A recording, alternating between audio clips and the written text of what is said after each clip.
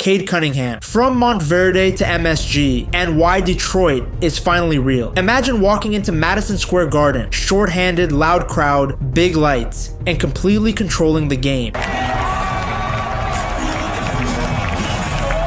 That was Cade Cunningham. No Jalen Duren, no Isaiah Stewart. 42 points, 13 assists, 8 rebounds. And it didn't feel chaotic, it felt calm, calculated, like he'd already solved the defense before the tip. If you still think Cade is just promising or the Pistons are still rebuilding, you're behind. This isn't hype, this is the next stage of something that's been building since high school. Let's go through it properly, from Montverde to MSG, from injury setbacks to MVP talk, and why Detroit is suddenly a real problem. Chapter 1, Montverde. Built different early high school stardom. Cade Cunningham first turned heads at Montverde Academy, a high school powerhouse in Florida. This school is very famous for producing NBA talent, including players like Ben Simmons and D'Angelo Russell. You just know these two guys were never going to class. At Montverde, Cade was part of a star-studded roster featuring future NBA players such as Scottie Barnes and Moses Moody. It's why he had chosen the school, whose team was ranked #1 in the country by USA Today. In his first year there, Cade showed his abilities, getting 26 points, 9 assists, and 7 rebounds in a win against Oak Hill Academy in the National Hoop Fest tournament. Oak Hill was one of the top high school teams nationally, but they still couldn't guard Cade. 2 assists per game for the Texas Titans in the EYBL regular season. It was during his senior season that Cade was joined by other top recruits. Many see that 2019-2020 team as the one of greatest high school teams in history. 2 rebounds per game, leading Montverde to a 25-0 record with an average margin of victory of 39 points. The team was literally so good that he only played 22 minutes per game. Cade's exceptional performance led to numerous accolades. He was named the 2019-20 Gatorade Florida Boys Basketball Player of the Year, an honor that recognizes not only athletic excellence, but also high standards of academic achievement and exemplary character. Additionally, he was selected as the Max Preps National Player of the Year, highlighting his dominance on the court. Beyond team success, Cade's individual skills were widely recognized. He was selected to participate in the 2020 McDonald's All-American Boys Game, a prestigious showcase of the nation's top high school talent, although the game was canceled due to the COVID-19 pandemic. Cade's time at Montverde Academy not only honed his basketball abilities, but also prepared him for the challenges of collegiate and professional basketball, setting the stage for his future success at Oklahoma State University, and eventually as the #1 overall pick in the 2021 NBA Draft Chapter 2, Oklahoma State, the proof. With Cade being such an outstanding high school player, he received offers from all the top NCAA Division I programs: Duke, Kentucky, North Carolina. They all wanted him, but most analysts saw Oklahoma State as his likely destination after they hired his brother as an assistant coach. In November 5th, 2019, Cunningham announced his commitment to Oklahoma State. I was this close to picking a different school, but blood is always thicker than water. Go Pokes.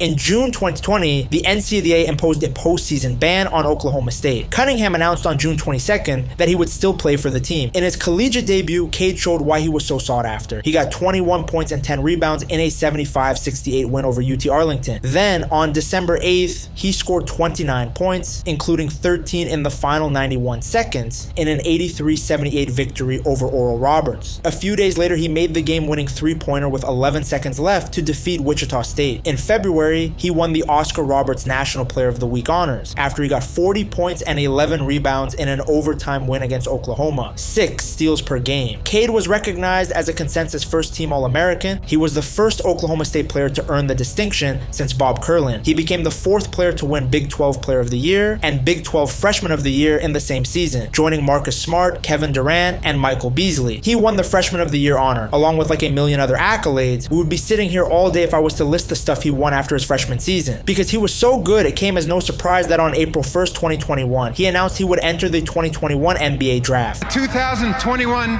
NBA Draft, the Detroit Pistons select Cade Cunningham from Oklahoma. He was universally seen as the player who would go #1 in the draft. Chapter 3, the NBA arrival and early doubts. The analysts got it right. Cade Cunningham went first overall in the 2021 NBA Draft to the Detroit Pistons. That part was expected. What wasn't expected was how rough the start would be. He missed part of training camp, all of preseason, and 5 of Detroit's first 6 regular season games because of an ankle injury. So when he finally made his debut, he wasn't in rhythm. He finished with 2 points, 2 assists, and 7 rebounds. Those 2 points were the fewest by a #1 #1 pick in his debut since Anthony Bennett in 2013. Not exactly the comparison you want. His first stretch of games was quiet. The shot wasn't falling. The speed of the NBA was different. He looked like a rookie trying to figure things out, but once he settled in, you could see why he went first. On January 25th, 2022, Cade became the youngest player in Pistons history to record a triple-double. 19 points, 10 rebounds, 10 assists against Denver. Murray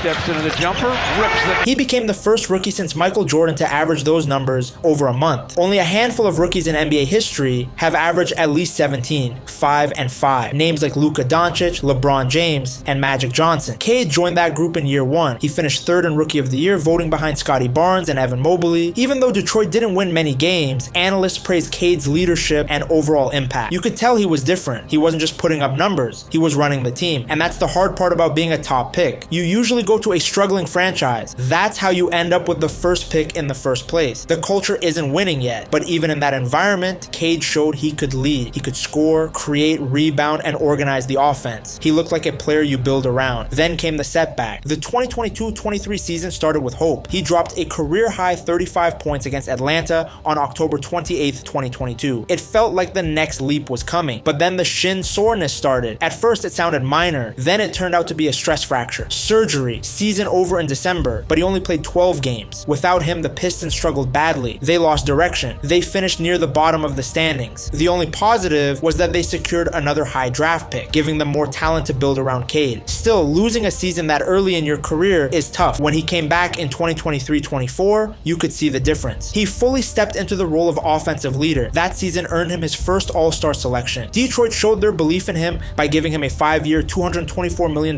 maximum rookie extension in July 2024. Since signing that extension, Cade has continued to level up. The Pistons aren't stuck at the bottom anymore. They're competitive, they look organized, and Cade is the reason. On January 4th, 2025, he scored a career-high 40 points against the Minnesota Timberwolves, adding 9 assists in a 119-105 win. He went head-to-head with Anthony Edwards and looked like he belonged in that conversation. Then there was the Houston game. He dropped 32 points, 19 of them in the third quarter alone. He dunked over 3 defenders and let them hear about it afterward. That moment showed something new. Not just skill, but edge. Cade can take over a game. He can make teammates better. He can close in clutch moments. That combination is rare. Detroit has been searching for a true franchise player for a long time. They finally have one. This is the face of the new Pistons. And if you enjoyed this story, there's more coming. Chapter 5, The Return and the Leap. In 2023-24, he returned and took another step. 7 points per game, 5 assists. Career highs across the board. All-star selection. 5-year, $224 million extension, and after that extension, he leveled up again. 40 points against Minnesota, toe-to-toe with Anthony Edwards, 32 against Houston, 19 in one quarter, dunking through defenders and talking back. The quiet kid from Montverde was still calm, but now he knew exactly who he was. Chapter 6, the MSG takeover. Now fast forward to Madison Square Garden. No Durant, no Stewart, tough environment. But here's what stood out, control. He didn't spam tough shots, he read rotations, he attacked mismatches, he punished help defense, he turned noise into background. That's growth. This wasn't just scoring. This was a point forward dictating every possession. Chapter 7, the Pistons' identity. Detroit isn't flashy. They're structured. Second in defensive rating. Near the top in blocks and steals. Top 10 offense. They dominate the paint. Over 56 points per 100 possessions inside. That's control of the most important area of the floor. Durant protects the rim. Stewart brings physicality. Ozar Thompson creates chaos on the perimeter. Role players space and defend. They force turnovers. They run. They punish mistakes. This isn't accidental. JB Bickerstaff tightened the rotations. Minutes are earned. Defense is mandatory. The team feels coached now. Chapter 8, Cade's MVP case. Cade said he thinks he's the MVP. People laugh. But look closer. Second in assists. Career best finishing at the rim. Improved defense. On-off impact. That changes the team. MVP should be about impact, not highlights. Cade elevates everyone. He controls pace. He closes games. Will he win it? Depends on record and narrative. But pretending he's not in the conversation is lazy. Chapter 9. Playoff reality. Detroit isn't perfect. 3-point volume is low. Free throw consistency needs work. Foul trouble can hurt their bigs. Put down pressure like this game is hanging in the balance. Yeah.